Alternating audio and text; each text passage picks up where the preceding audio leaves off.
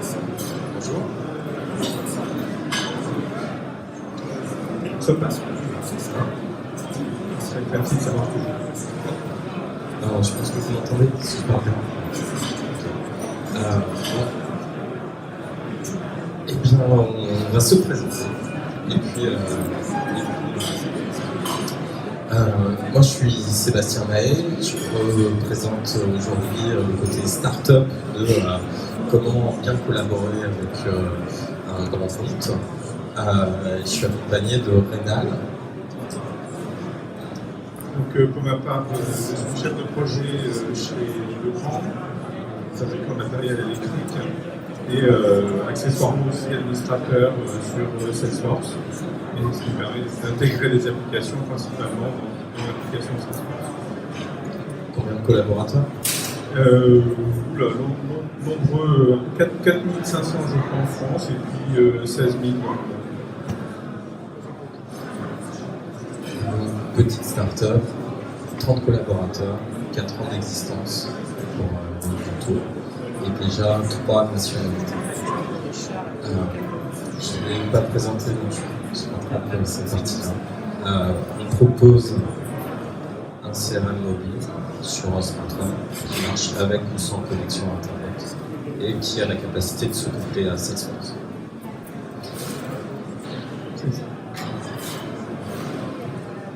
Pour développer nos contenus, on aimerait un petit peu situer qui se situe, combien de grands comptes dans la salle, combien de gens plutôt intéressés par le côté start-up. Est-ce que vous voulez bien lever la main pour les start-up?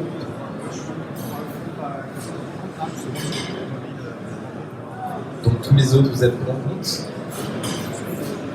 Ok, bon, très bien. Je m'approche un peu plus.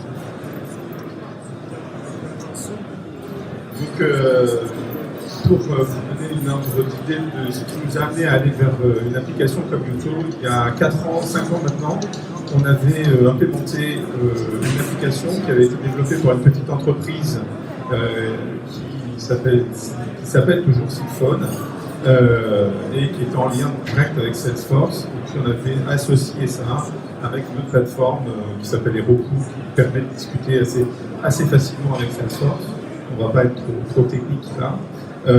Cette application, elle nous a servi pendant 3 ans, et puis 4 ans, et la société en question a été rachetée en fait par Renault-Nissan, qui avait besoin de récupérer des développeurs pour faire des voitures autonomes.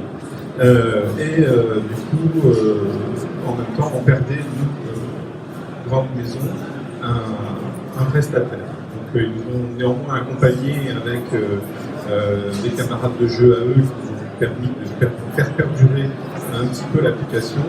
Et ensuite, eh bien, on s'est mis à la recherche d'une application qui pouvait remplacer cette dernière. Et en même temps, de pouvoir essayer de nous amener aussi des services supplémentaires, puisqu'on avait acquis avec cette application un certain nombre d'expériences et que l'envie d'aller plus loin avec était extrêmement importante. À la base, on avait plutôt une problématique de gestion d'appels, c'est-à-dire de permettre au commercial de gérer le panier d'appels qu'il devait faire. Et de dire, tiens, un tel, j'ai appelé tel électricien, il était en haut de son échelle, il n'était pas en mesure de bien me répondre. Donc du coup, je pouvais mettre une petite tâche de rappel pour le rappeler le soir à 18h ou prendre un rendez-vous téléphonique et avoir une application qui me renvoie la tâche pour me rappeler que je devais rappeler cette personne. Donc c'était plus aider le commercial dans cette gestion d'appel et de rappel que de prendre des commandes. Et on avait développé à côté de ça sur la plateforme Heroku une application prise de commande qui était associée à Salesforce, mais qui était online. Donc systématiquement, elle fonctionnait sur le navigateur du téléphone, et donc elle était offline. Or, des commerciaux, on en a dans le Larzac, dans la Creuse, etc. Et ils avaient quelques petits soucis de connexion. Donc quand on a cherché une application pour remplacer Symphone, on partait encore dans l'idée, en tout cas je partais dans l'idée de chercher quelque chose pour gérer les appels, et je ne trouvais rien sur le marché des applications de ce type. Et à un moment, je me suis dit, je vais peut-être prendre le truc à l'envers, on va essayer de trouver s'il n'existe pas des applications qui soient capables de gérer des commandes, parce que pour le coup, on avait développé à côté les commandes, et de dire, on verra après pour la gestion des appels, parce qu'aujourd'hui, finalement, ce qui est le plus important, c'est de prendre des commandes. Et donc, je suis tombé sur YouTube. On a discuté un petit peu avec Sébastien, qui nous a envoyé 13, etc. Et j'ai vu qu'il y avait effectivement un potentiel intéressant dans l'application et qu'il nous semblait pertinent que d'avancer.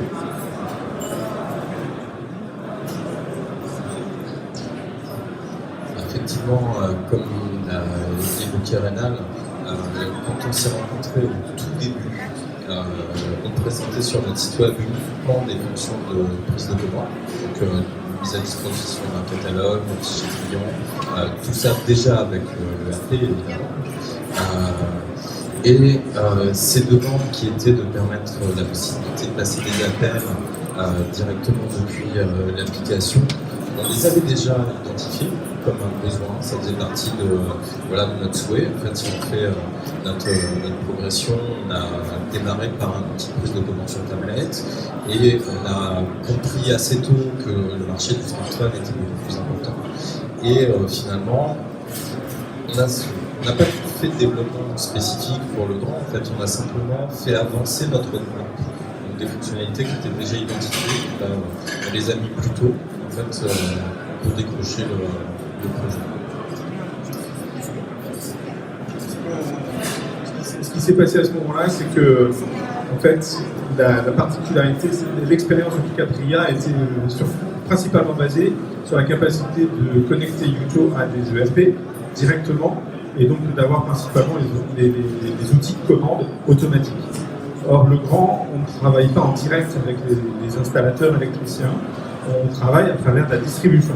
C'est-à-dire qu'on a des distributeurs de matériel électrique professionnels qui sont ce sont eux qui facturent aux installateurs électriciens. Donc en clair, nous on prend en fait des promesses de commande quelque part, on amène chez le distributeur et c'est le distributeur qui honore cette commande sur du matériel de vente. Et donc cette couche intermédiaire posait entre guillemets un problème clair, c'est qu'on n'allait pas attaquer directement notre ERP pour passer des commandes à Rexel, par exemple. Du coup, il fallait qu'on trouve une autre solution de contournement. Et ce qu'on avait déjà fait avec Sigfox, c'était de se connecter à Salesforce et finalement d'intégrer les commandes dans l'outil CRM, directement dans Salesforce. Et on a donc le challenge pour Priya Studio qui n'avait pas d'expérience sur Salesforce, puisque c'était sa première, c'était de nous prouver finalement qu'ils étaient capables de créer un connecteur entre la plateforme de Yuto et Salesforce. Et donc on a travaillé sur la question. Ouais, c'est bien ça. Dans l'approche startup, quand on vous dit tu dois prouver quelque chose, surtout pour un très grand compte, enfin POC, là c'est la première démarche qu'on a eue, finalement, de monter une préversion de l'application avec les fonctions d'appel intégrées, avec des produits locaux pour démontrer que on a contextualisé, on a évité de mettre des montres à vendre pour que quand on allait présenter le produit à des décideurs chez nous, c'est qu'ils n'aient pas la sensation qu'on leur vende un truc ou qu'on leur propose un truc qui ne va pas bien au teint. Donc l'idée c'était effectivement de vraiment customiser le plus possible en restant le plus light possible. En tout cas, le produit nous permettait d'intégrer des photos, donc on ne s'est pas gêné. Tout de suite, ça parle aux gens immédiatement dès qu'on se met dans le contexte. Sachant que sur la démonstration, le Salesforce de grand, on n'y accède pas comme ça. C'est ça. Et donc, même si on peut démontrer facilement, intégrer vos données, les mettre dans une application, faire des évolutions fonctionnelles dont on a besoin, impossible d'accéder au Salesforce de grand sans toute une démarche qui nous a pris beaucoup de temps. Et ça, il faut qu'on en discute parce que c'est important des deux côtés. Quasiment un an pour mener le projet. ce qui est rapide ou lent. Ça dépend de quel côté vous posez. Mais c'était long pour moi aussi, je te rassure. En fait, pourquoi ça a été très long? Pas pour identifier le projet, pas pour monter le POC. En fait, ce souci-là, c'est après. Puisque moi, je viens de la startup, donc j'ai des influences fortes et des personnages que probablement vous connaissez. Le premier, c'est Eric Rice, c'est l'un des fondateurs du mouvement Lean Startup. Dans le Lean Startup, en fait, je me concentre en permanence sur le produit minimum viable. Et plus tôt je me lance, en fait, mieux c'est.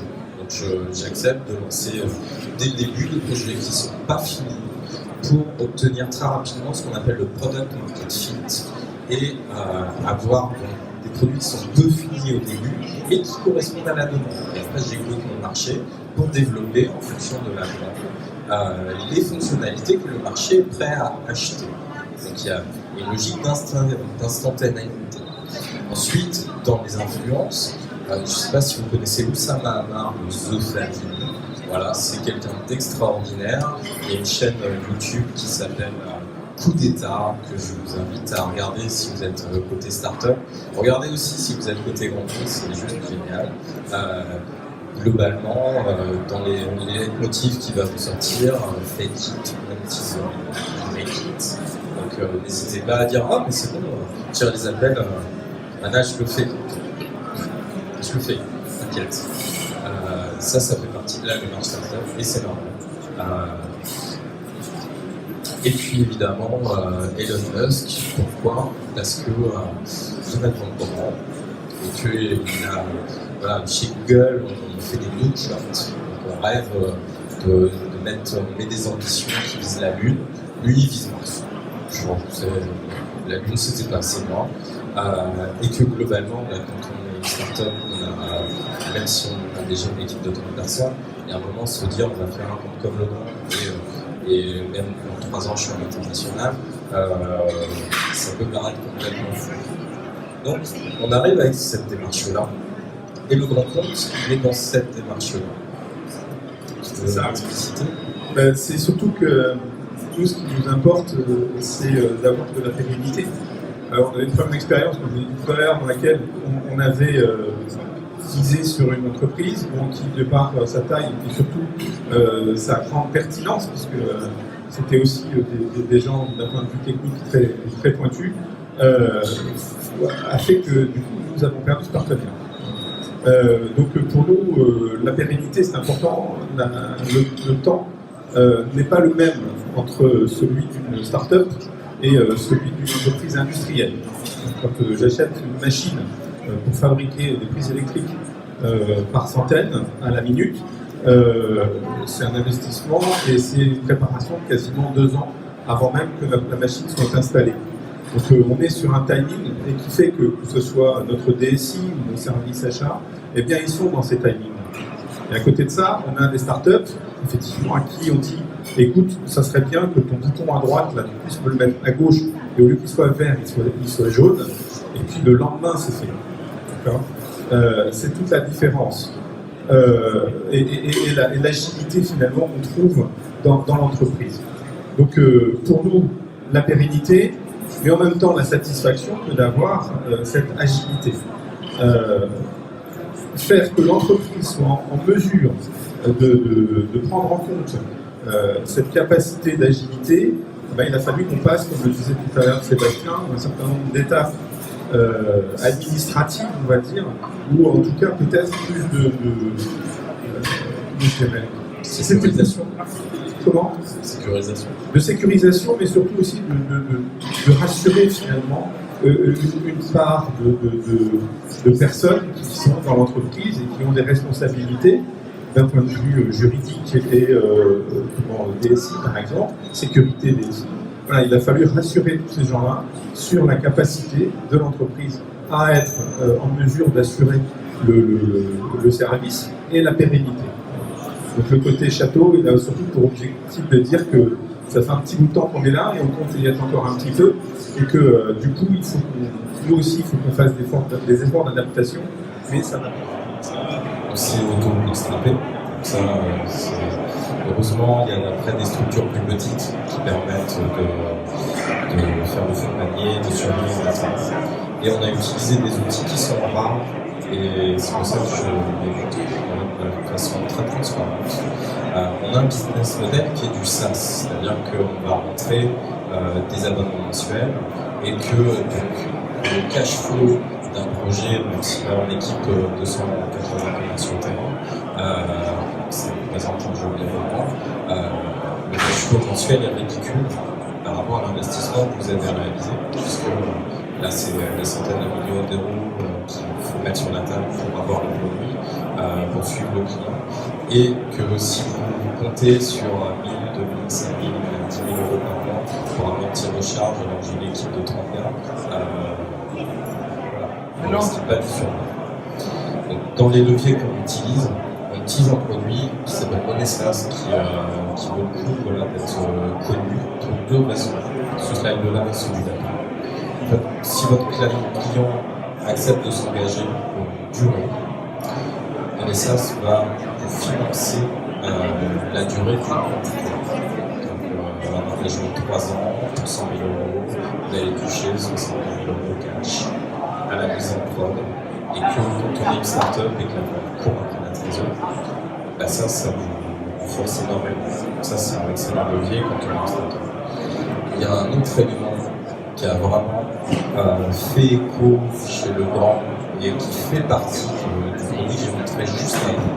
C'est la sécurité, la garantie opérationnelle qui est fournie par Exegis, qui fait partie de l'offre Oneslas, qu'on peut aussi acheter à la part. Et quand vous êtes en compte, je vous invite vraiment à regarder ce prestataire. Il travaille comme une assurance pour la startup. Si je fonds les points, ce qui peut arriver, il reprend derrière moi.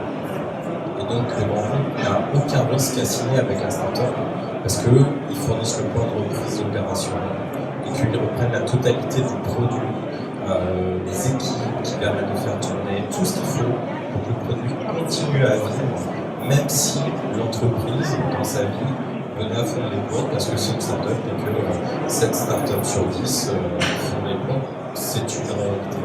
D'accord ?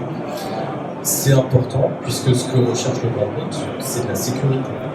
Et que même si on est 30, ça sécurise le contrat.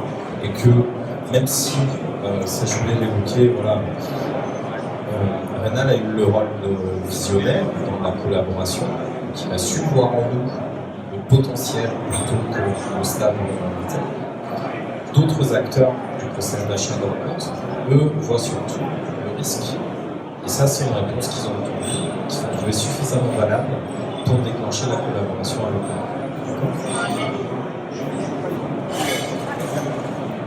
On est plus rapide que ce que je pensais. Super, si on peut répondre à des questions, si vous en avez bien sûr. Et sur les différents sujets, un des points aussi, je vois qu'il y a beaucoup de voix qui se lèvent pour les questions.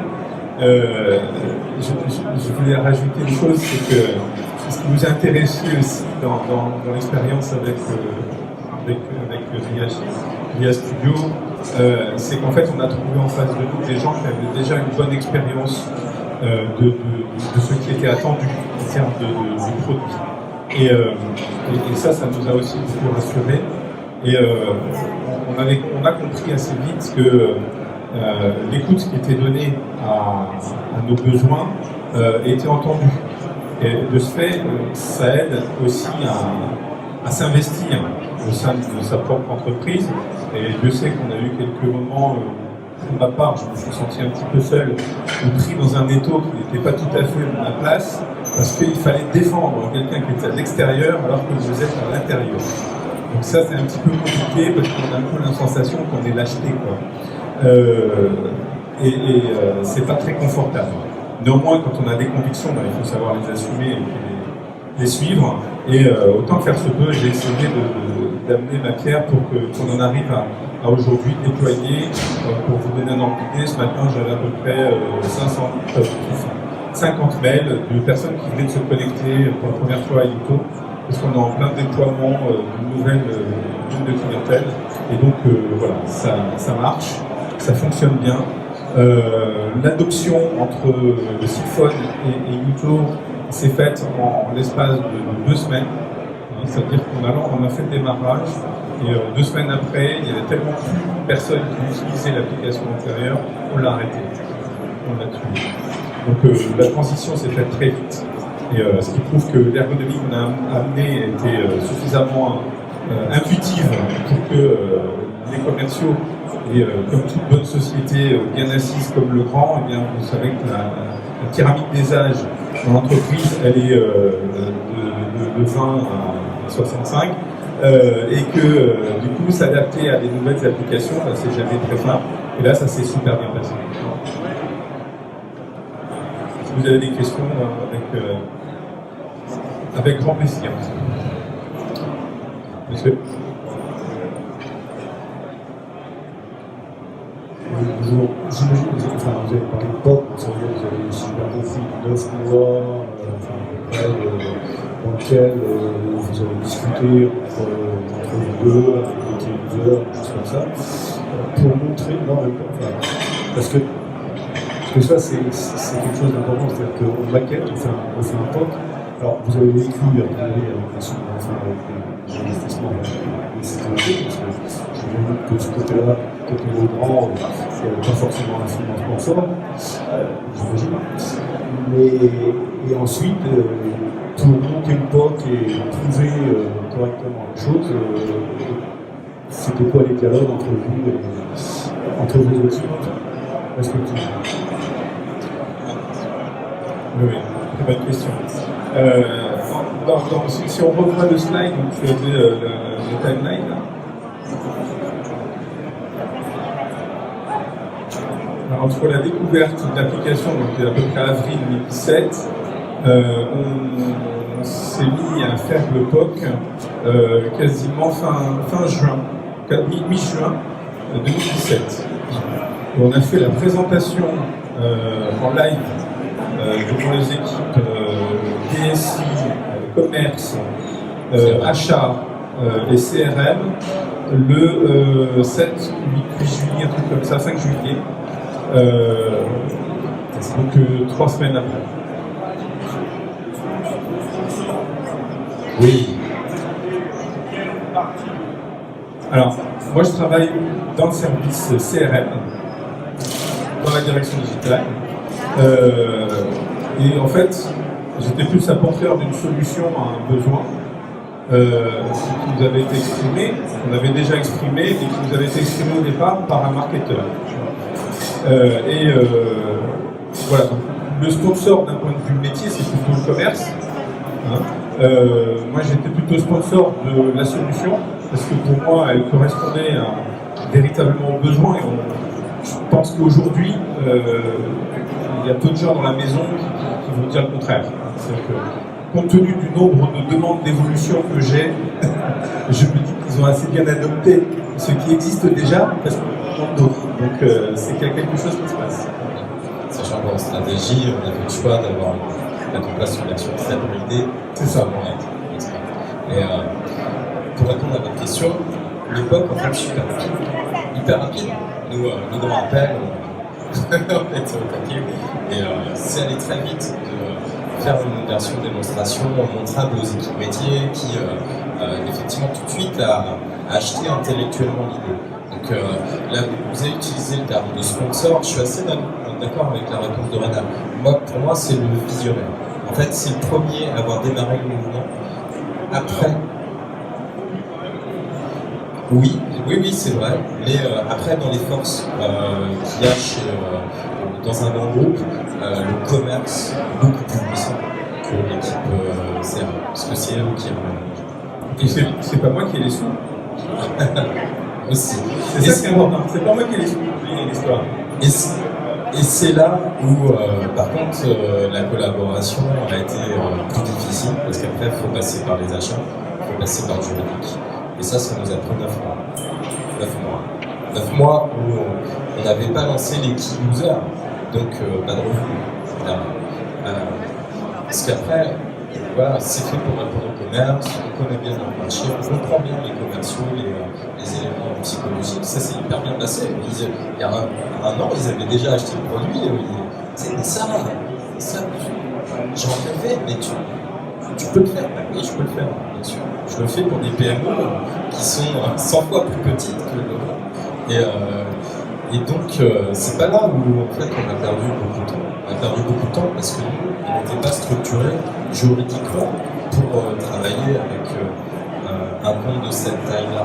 Et j'ai perdu du temps, moi, on est en région, j'aurais pas dû demander à mon avocat de région d'analyser le contrat pour le grand. J'aurais dû tout de suite aller chercher un avocat parisien, ce que j'ai fait après, mais j'ai perdu du temps à cause de ça. Et globalement, en fait, vous êtes obsédé par le temps, vous êtes administrateur, alors que pas du tout. Donc, voilà.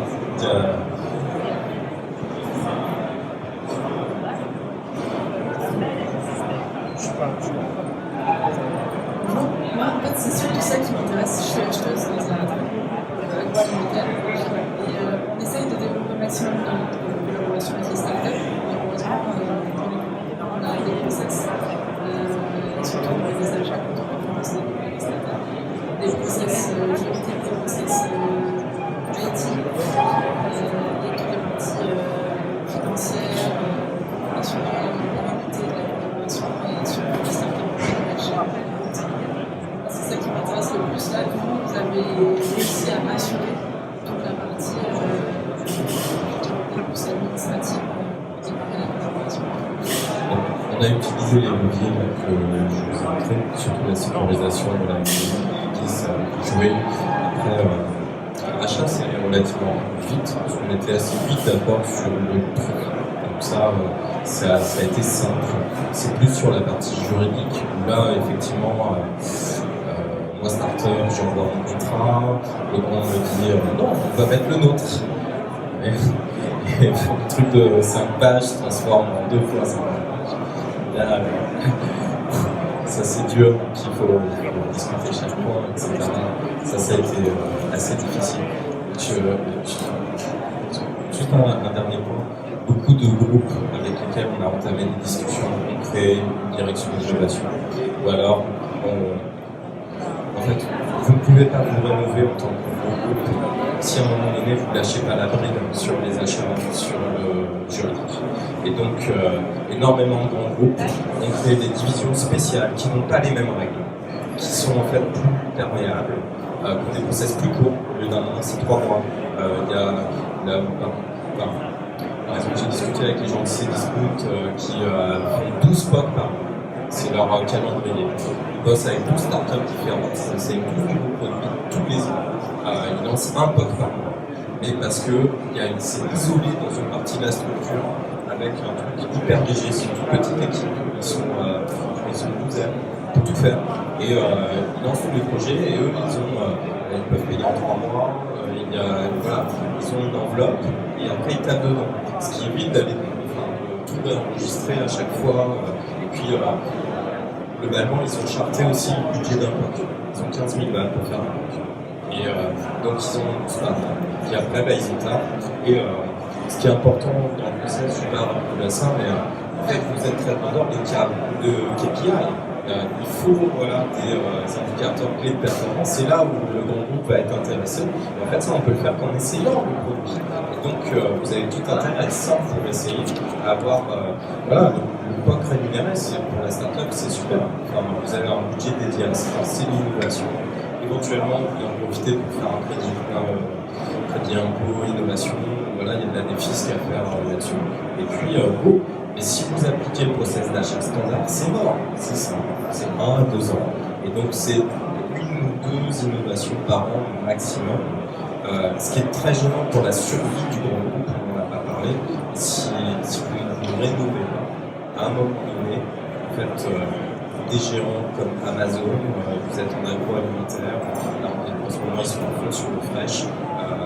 Le jour où ils vont vouloir faire de la NBD, ça va être compliqué. Il faut voir que là, on est dans une révolution et que c'est hyper important d'aller vite, même quand on est dans le message du commandant. font ces questions de survie. Je suis d'accord. Malheureusement, les process on travaille beaucoup sur comment simplifier la partie administrative des startups. Il se trouve qu'en travaillant sur une application comme Salesforce, on a aussi l'avantage d'avoir ce qu'on appelle des bacs à sable, des sandbox. Et ce qui permet, en tout cas, d'un point de vue technique, c'est d'être sur des environnements sans crainte. C'est-à-dire que j'ai pris un package de données que j'ai chargé dans la sandbox, qui est indépendante de données réelles. Et du coup, il n'y a pas, on échappe déjà à toutes ces règles de sécurité et de confidentialité, etc. Donc, il y a des parades, il faut y mettre un peu du sien aussi, côté grand groupe, pour y aller. Mais je pense qu'effectivement, il y a un vrai enjeu pour les entreprises. On sait que dans les gens qui sont en contact du client, notamment les commerciaux, aussi le marketing, que c'est des besoins qui sont complètement ressentis parce qu'ils existent et ils les voient utilisés par d'autres sur le terrain. Et qu'eux, ils se disent, bah oui, moi, je suis ridicule, j'ai même pas un téléphone pour prendre des commandes. Et alors que je vois les autres, ils ont déjà des tablettes, des machins. Même si ça peut paraître un peu superficiel, il y a du fond derrière. Et il ne faut pas que s'arrêter au côté bling-bling. Et du coup, on se dit qu'il faut effectivement que s'il n'y a pas d'innovation, s'il n'y a pas de capacité que d'aller chercher les nouvelles technologies, on sera encore avec un bon vieux serveur à la maison. Voilà. C'est important qu'on écoute un peu des gens jeunes et dynamiques et qu'on apporte des solutions nouvelles à nos économies qui peuvent effectivement être chamboulées.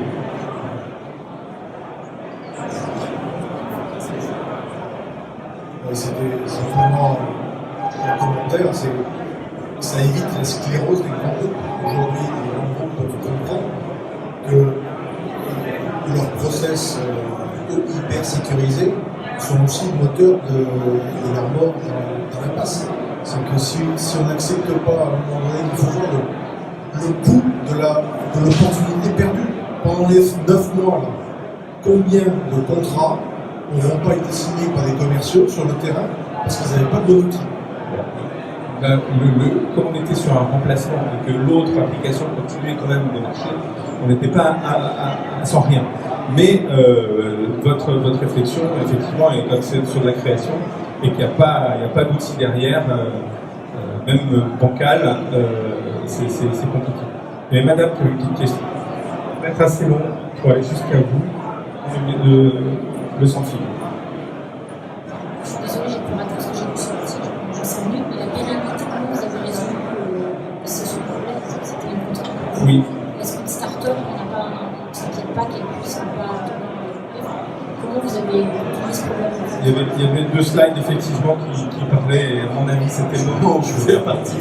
On va juste les représenter. Après, il y a des particularités, puisque la structure juridique existe depuis déjà un moment.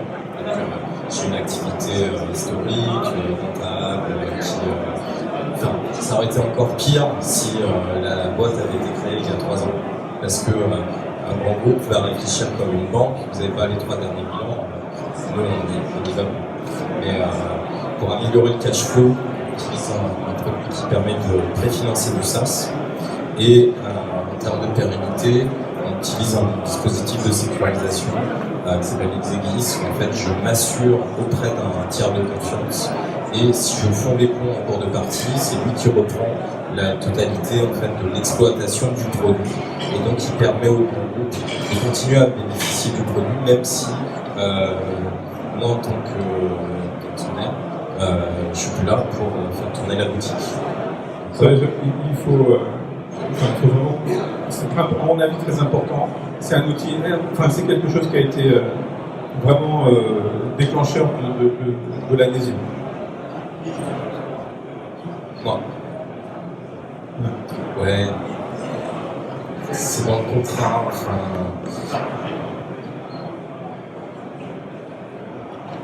Alors c'est pour ça que je le montre, parce que effectivement, La question a été posée, je suis en groupe, comment je fais pour travailler plus vite?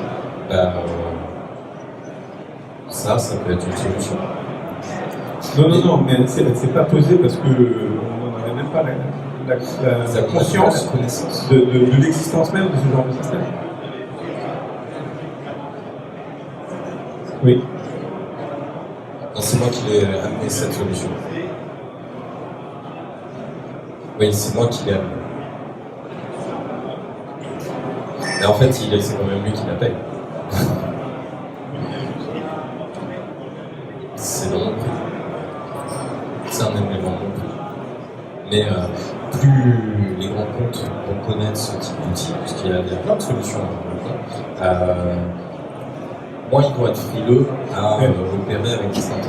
Encore une fois, si Sébastien m'avait posé la question de savoir si c'est vous qui prenions le compte exactif, je lui aurais dit mets-le dans ton compte.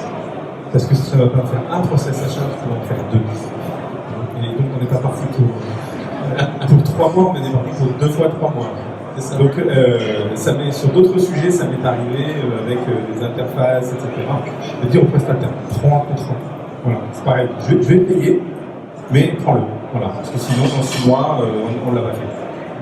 Et, donc, ça peut être aussi cette latitude-là qu'il faut se donner aussi dans les grands groupes et savoir dire, tant pis, ça nous coûte, mais bon, après tout, ça va plus vite. Jusqu'au jour où ils vont comprendre qu'on peut aussi un peu gagner de l'argent si on le fait par nous-mêmes, mais bon, on n'en est pas encore là.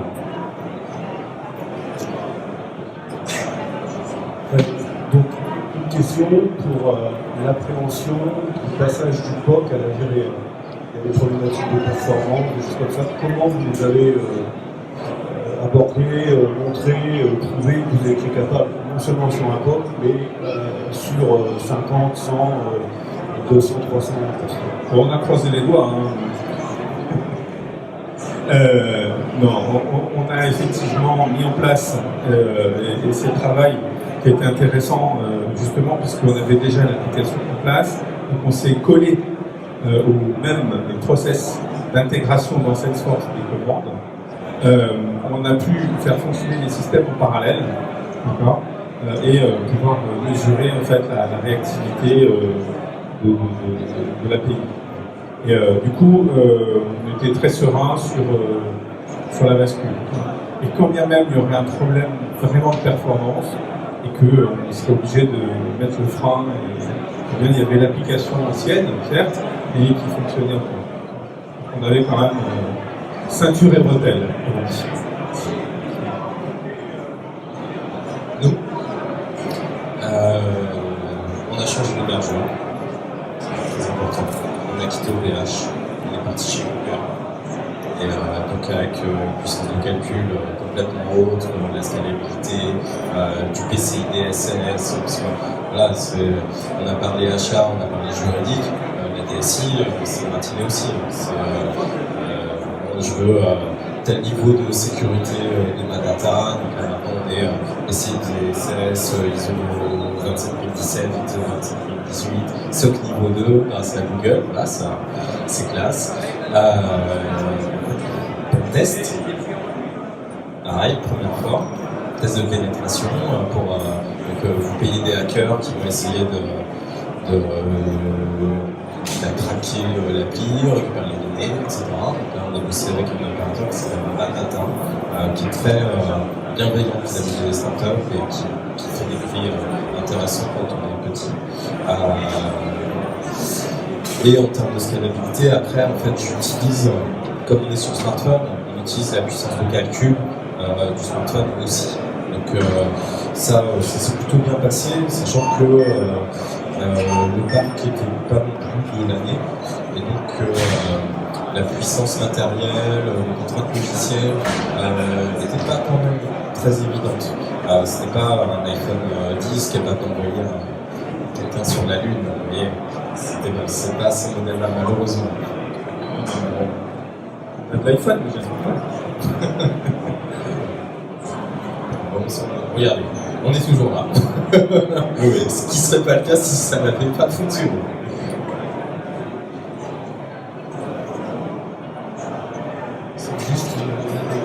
achat d'un moyen groupe. Par souci d'économie, ils avaient acheté 800 téléphones Samsung. Une version X. C'est ça. Version en fin de vie. Donc c'est une version en fin de vie. C'était connu, mais il y avait un prix. Donc on a acheté le prix. Et après, ils se sont rendus compte effectivement que pour emmener à Salesforce, l'application Salesforce ne pouvait pas fonctionner sur ce téléphone. Mais vous savez ce que la direction achat a dit? Vous avez qu'à demander à Salesforce de modifier leur application pour travailler sur ce téléphone. La réflexion elle-même est quand même d'éviter niveau 0. C'est ça. Le prix ne fait pas tout. Merci beaucoup de votre attention en tout cas, et puis j'espère que notre petite expérience et conversation vous aura apporté. Alors, en tout cas, on aura su vous transmettre un peu cette expérience, et puis, vous éviter quelques écueils si possible. Merci beaucoup. On est obligé de laisser la place. Si vous souhaitez continuer la discussion, on est stand PC.